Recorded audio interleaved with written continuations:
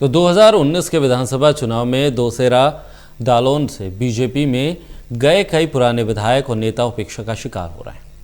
जब किसानों के मुद्दे पर बीजेपी में बगावत का मूड में अब ये सभी नेता नजर आ रहे हैं। उनकी पीड़ा ये है कि ना तो उनके काम हो रहे हैं और ना ही उनको अहमियत दी जा रही है। सुनिए बीजेपी से असंतुष्ट बीजेपी नेताओं के दिल की बात।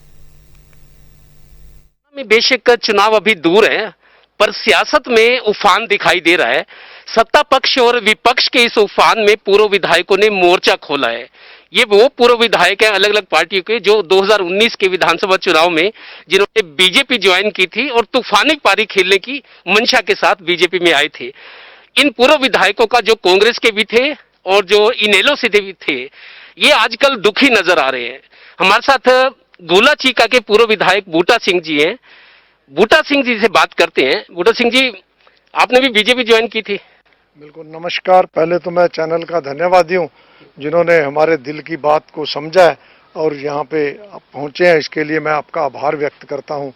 और आपको पता ही है कि राजनीतिक आदमी तो हमेशा के लिए चुनाव के लिए ही तैयार रहता है, लेकिन हमने पारी खेलने के लिए ही ये पार्टी ज्वाइन की थी। उस समय उन्होंने हमें बहुत वादे किए, बहुत कुछ कहा, लेकिन उसके बाद चलो टिकट तो उन्होंने, जो किसी को भी एक ही को मिलना था, टिकट तो उन्होंने दे दिया, लेकिन उसके बाद कोई ऐसी बातचीत तो हो, कम से कम हम भी इन लोगों के साथ, जो लोग हमें चुन के भेजते हैं, जिन लोगों का हमारे साथ लंबा पारी खेल देते हुए समय गुजरा है, तो इसलिए हम भी चाहते हैं कि उन लोगों के कुछ काम हो। ये हमने, जब ये किसानों का मुद्दा मेन आया है, तो उस मुद्दे पे ही हमने ये सोचा कि जो अब भी घुट घुट के रहोगे तो ये ठीक नहीं है। किसान के लिए और अपने इलाके के लिए तो बात करनी बहुत जरूरी समझी।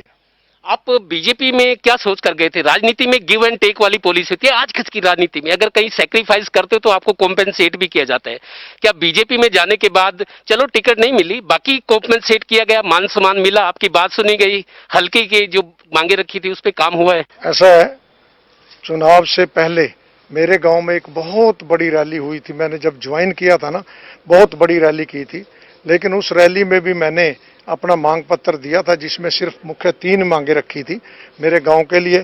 जिसमें मुख्य मांग थी कॉलेज की, गर्ल कॉलेज की, एक मांग वो थी, एक जो म्युनिसिपल कमेटी की मांग थी, और तीसरी बस स्टैंड की मांग थी। लेकिन किसी भी मांग पर मुख्यमंत्री महोदय जी ने गौर नहीं फरमाया है।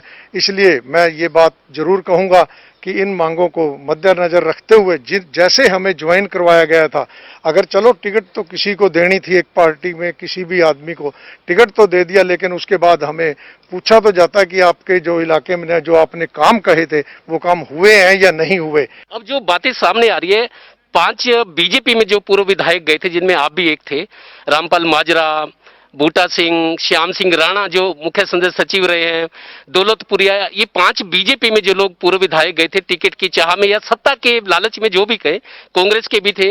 अब आप लोगों ने शायद मिलकर कोई मीटिंग की है कि अब आप चुप नहीं रहेंगे, जो आपसे वायदे किए गए थे या जो आप डिजर्व करते थे उस पर ध्यान नहीं दिया गया, आप अनदेखी का शिकार हो रहे हैं। कोई गुप्त मीटिंग भी हुई है? ऐसा है, मीटिंग तो की है, इसमें कोई दो राय नहीं कि पूर्व विधायक तो पहले भी कई बार के इकट्ठे होते रहते हैं, लेकिन अब की बार उन्होंने ये एक मन बनाया था कि भी हमारी मांग जो है, जो हमारी मांग जनता से हम वादे करते हैं, क्योंकि चुनाव में चुनाव लड़ने वाला तो एक ही होता है, लेकिन उसके बाद भी कार्य तो बहुत होते हैं। इसलिए हम ये चाहते हैं कि हमें भी पूछा जाए कि आपका इलाके में क्या काम है। यही इसी बात को लेकर ये लोग इकट्ठे हुए थे और उन्होंने अपने मन की बात कही है। रामपाल माजरा भी बड़ा नेता, चौधरी देवीलाल के टाइम से राजनीति करते आ रहे हैं। उन्होंने भी दुखी मन से कहा है कि किसानों के मसले पे कम से कम जो किसान हैं या पूर्व विधायक हैं, जो लोग बीजेपी में आए थे, जिनकी जनता में पैठ है, जनाधार है, उन लोगों से कम सलाह की जानी चाहिए थी। बिल्कुल, इस बात को आपने जो समझा है, आपने जो पूछी है बात, इस पे ये है कि किसान अगर यहाँ पे बर्बाद हो रहा है, अगर किसान दुखी है तो सारा देश दुखी होता है। बीजेपी में आप जैसे लोग जो गए थे, जिनका प्रोफाइल है, आप लोग बगावत के मूड में हो या ये बीजेपी से एक्सपेक्ट करते हो कि आपकी बात सुनी जाए? ऐसा है, हम अभी बगावत की कोई बात नहीं कर रहे। हम ये चाहते हैं कि हमारी बात सुनी जाए, लेकिन अगर ऐसा नहीं किया गया, हमने तो ये बातें कहनी है। वो अगर ऐसा नहीं किया गया तो कोई तो बात सोचनी पड़ेगी, इसलिए हम अभी किसी मूड में नहीं है। हमने तो अपनी बात कहने के लिए ये कहा कि इलाके के कार्य किए जाए। बाकी एक चीज, जो आपकी प्लानिंग, जो रणनीति अब धीरे धीरे सामने आ रही है, आप लोग बाकी सभी पार्टियों के पूर्व विधायक जो अनदेखी का शिकार हैं, जिनकी पूछ नहीं है, जिनसे सलाह नहीं ली जाती, जिनको महत्व नहीं दिया जाता, उसमें बीजेपी भी है, बाकी पार्टी भी, सभी पूर्व विधायकों को या उन पार्टी के नेताओं को जो अनदेखी का शिकार है, जिनको पूछा नहीं जाता, उन सबको लेके कोई तीसरा मोर्चा बनाना चाहते हैं?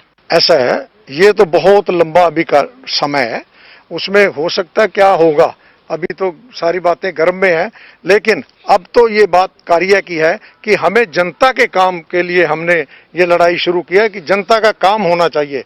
जनता अगर ठीक रहेगी तो हम ठीक हैं। एक सवाल ये, मुख्यमंत्री और सरकार में बैठे लोग अक्सर कहते हैं कि हम बिना भेदभाव के विकास कार्य करें। 90 के 90 विधानसभा, भले वो कांग्रेस के लोग हैं, इनेलो के हैं, बीजेपी के, बिना भेदभाव विकास सरकार कर रही है।